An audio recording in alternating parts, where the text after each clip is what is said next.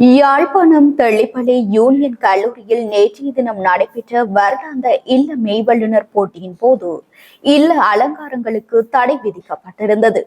இந்த விடயம் குறித்து மேலும் தெரிய வருகையில், குறித்த பாடசாலையில் கடந்த வருடம் இல்ல மெய்வல்லுநர் போட்டிகள் நடைபெற்ற போது இல்லங்கள் கார்த்திகை பூ மற்றும் பீரங்கி அமைப்பு போன்ற வடிவில் அலங்கரிக்கப்பட்டிருந்தது.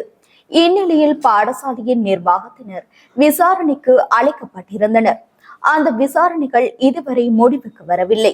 இது இவ்வாறு இருக்கையில், இந்த ஆண்டு இல்லங்களுக்காக போடப்பட்ட பந்தலில் அலங்காரங்கள் செய்வதற்கு பாடசாலை நிர்வாகத்தால் தடை விதிக்கப்பட்டதாக பாடசாலையின் நெருங்கிய தரப்பினரால் குற்றம் சாட்டப்படுகிறது.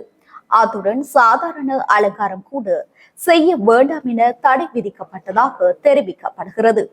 அலங்காரம் செய்வதற்கு முயன்ற பழைய மாணவன் மீதும் ஆசிரியர் ஒருவர் நேற்றைய தினம் தாக்குதல் நடாத்தியதால் அந்த மாணவன் தெள்ளிப்பளை ஆதார வைத்தியசாலையில் அனுமதிக்கப்பட்டுள்ளார். இதனை தெள்ளிப்பளை ஆதார வைத்தியசாலை உறுதிப்படுத்தியுள்ளது. தெள்ளிப்பளை யூனியன் கல்லூரி இல்லமைகள் விளையாட்டு போட்டியில் இந்த முறை அந்த இல்லங்கள் மாணவர்களை கொண்டு கட்டுப்படையில் என்னென்னு சொன்னால், அது போன வருஷம் அந்த இல்லம் கட்டுற பிரச்சனை தமிழில் தேசிய மலரை இல்லத்தில் கட்டினபடியாக அந்த காவல்துறை பிரச்சனைக்கால இந்த முறை இல்லம் கட்ட விடையிலேன்னு நாங்கள் கேள்விப்பட்டாங்க. அதே மாதிரி நேற்று மாணவர்களுக்கும் ஆசிரியர்களுக்கும் அந்த பிரச்சனை போய்கொண்டிருந்தது. ஒரு பிரச்சனையாக இருக்குது. அது தொடர்பான மேலதிக தகவல் பெரிய அளவில் இன்னும் வெளிவரையில் யார் தடை வச்சாண்டு இப்போதைக்கு ஆசிரியர் அதிபர் இப்போதைக்கு மாணவர்கள் ஏதோ ஒரு மேலிடத்தில் இருக்கலாம். அது இன்னும் தெளிவாக எங்களுக்கு தெரியலை. இப்போதான் ஸ்கூலில் விளையாட்டு போட்டி நடந்தது.